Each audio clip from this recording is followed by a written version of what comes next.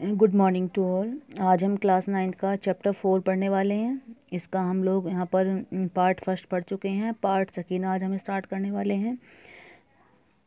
तो चलिए यहाँ पर कवि आगे हमें क्या कहता है। तो आज के हमारे कवि कौन होंगे? माखन लाल चतुर्वेदी। और हमारी आज का जो कविता थी वो थी कैदी और कोकिला। तो कवि आगे चलते हैं कि क्या कहता है। इस शांत समय में अंधकार को बेद रो रही क्यों कोकिला बोलो। तो कवि कहता है कि कवि यहाँ पर कोयल को संबोधित करता हुआ कहता है कि आधी रात में जबकि चारों ओर क्या छाई हुई है? शांति छाई हुई है। कवि कहता है कि जो आधी रात में चारों ओर क्या छाई हुई है? शांति छाई हुई है। तो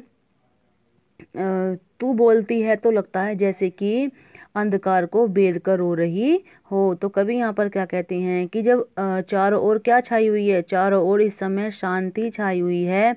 तो तू इस समय बोल रही है तो ऐसा लगता है जैसे कि अंधकार को बेद कर रो रही हो। कोकिला बोलो बोलती क्यों नहीं हो।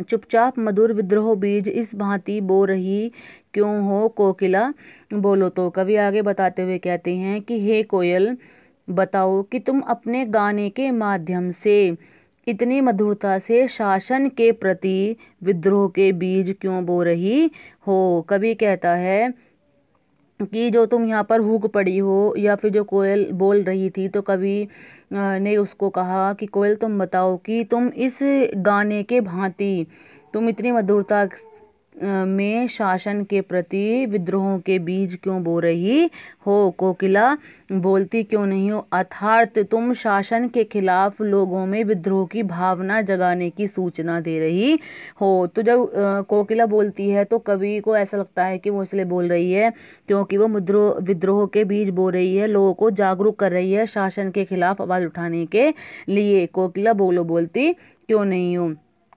तो आगे हम देख लेते हैं यहाँ पर इसका आगे पैराग्राफ में यहाँ पर कवि क्या बताते हुए कहते हैं कि काली तू रजनी भी काली शासन की करनी भी काली। कवि आगे बताते हुए कहते हैं कि रात भी काली है और तू भी काली है। रजनी में सोता रात्रि।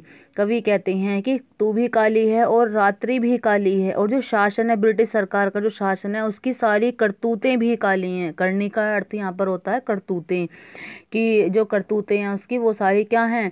वो काली हैं। और काली लहर कल्पना काली। कवि कहते हैं कि यहाँ की जो लहरें हैं वो भी काली हैं और कल्पना का रंग भी काला है। जो यहाँ की लहरें हैं वो कैसी हैं? वो भी काली हैं और कल्पना का रंग भी काला है। मेरी काल कोठरी काली। और कवि कहते हैं कि जिस जेल में कवि कैद है वो भी जो है क्या है? वो भी जो है काली ही है। टोपी काली कमली काली। तो कवि यहाँ पर कहते हैं कि जो सिपाहियों की टोपियां हैं और कैदियों कम्बल वो भी सभी काले हैं। और जहाँ पर कवि कैद है मेरी काल कोठरी काली, जहाँ पर कवि कैद है वो लोहे की जो जंजीर हैं वो भी कैसी हैं? वो भी काली ही हैं। अर्थात पूरा परिवेश क्या है? वो अमान्य है। क्या है?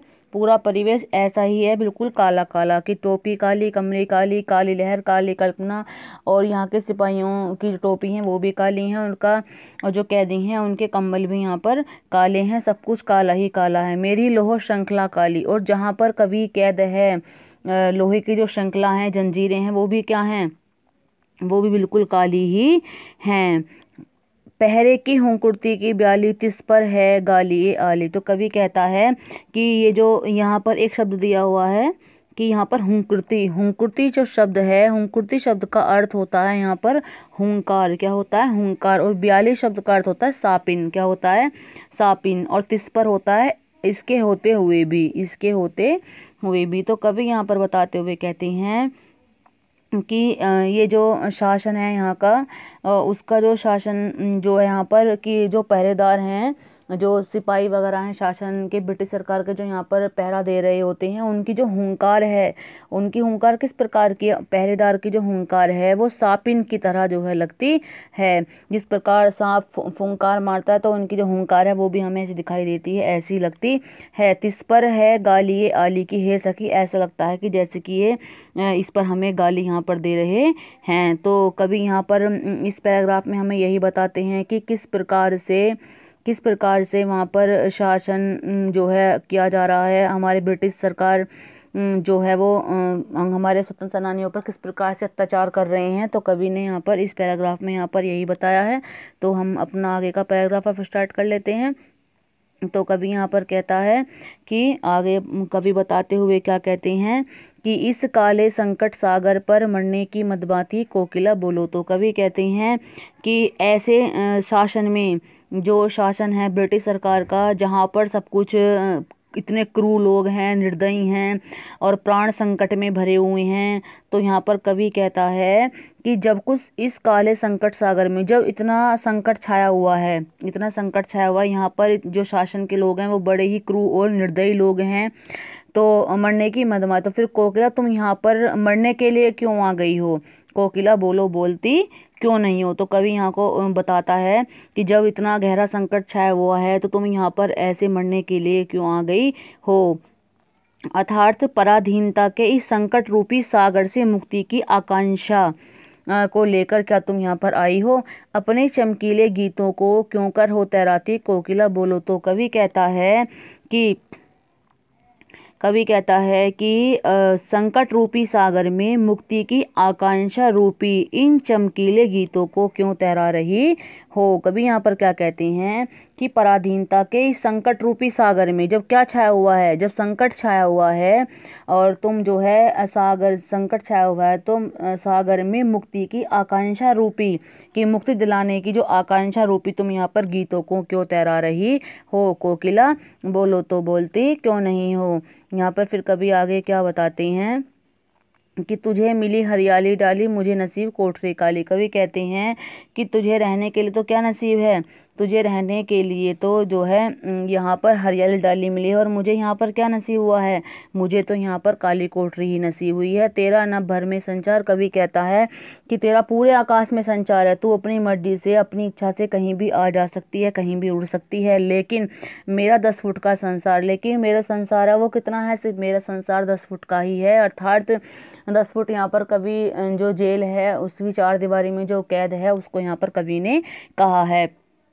तो कवि कहते हैं कि तेरी इच्छा है कि तू कहीं पूरे आकाश में उड़ सकती है, लेकिन मेरे साथ ऐसा नहीं है। मेरे नसीब में सिर्फ क्या लिखा हुआ है, मेरे नसीब में सिर्फ जो है यहाँ ये काल कोठरी जो है जेल की, इसमें ही कैद जो है रहना लिखा है। तेरे गीत कहाँ वे वहाँ, रोना भी है मुझे गुनाह। जब तू गीत गाती है तो लोग क्या करते हैं, जब तू गीत गाती लोग वाह वाह करते हैं, लेकिन मुझे तो यहाँ पर रोना भी गुनाह है। कहाँ पर, जेल में।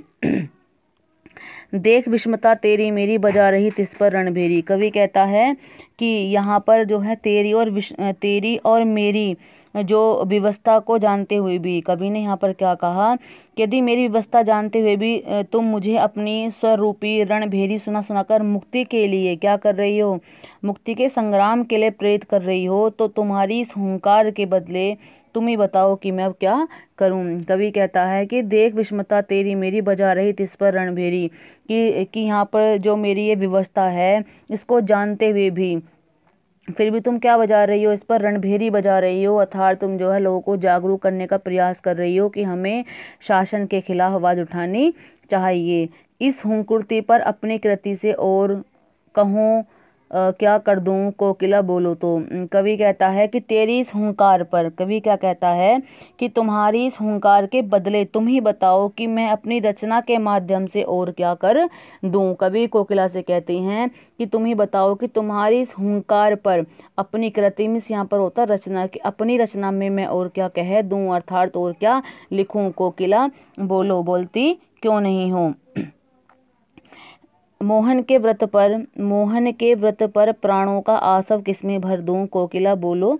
तो कवि कहते हैं कि तुम ही बताओ कि गांधी, मोहन यहाँ पर मोहनदास करमचंद गांधी के लिए कहा गया है। कोकिला तुम बताओ कि तुम ही बताओ कि गांधी के देश की स्वतंत्रता के व्रत की रक्षा के लिए मैंने अपने प्राणों के रस का आसव बनाकर किसके प्राणों में भर दूं। यहाँ पर कवि का कहने का तात्पर्य यह है कि कोकिला तुम ही बताओ कि गांधी के देश की स्वतंत्रता के जो व्रत रखने का जो निर्णय लिया है कि अपने देश की हम रक्षा करेंगे, इसको स्वतंत्र कराएंगे, तो इस व्रत की रक्षा करने के लिए मैं अपने प्राणों के रस का आसव, जो मेरे प्राण हैं उसमें जो रस है देश के प्रति, देश को आज़ाद कराने के लिए, उस रस के आसव को बनाकर किसके प्राणों में भर दूं। कोकिला बोलो बोलती क्यों नहीं हो। तो कवि ने इस कविता के माध्यम से यहाँ पर जेल में हो रहे अत्याचारों का वर्णन यहाँ पर कोकिला के माध्यम से किया है। किस प्रकार से स्वतंत्रता सेनानियों पर वहाँ पर अत्याचार किए जाते थे और जेल में कैदियों के साथ उनको रखा जाता था। तो यहाँ पर कवि ने इस कविता में हमें यही बताया है। तो ये चैप्टर हमारा यहाँ पर कंप्लीट हो गया। आई होप यहाँ पर सभी को ये समझ में आ गया होगा। प्लीज़ सभी मेरे चैनल को सब्सक्राइब करें ताकि आपको नेक्स्ट वीडियो का नोटिफिकेशन मिलता रहे।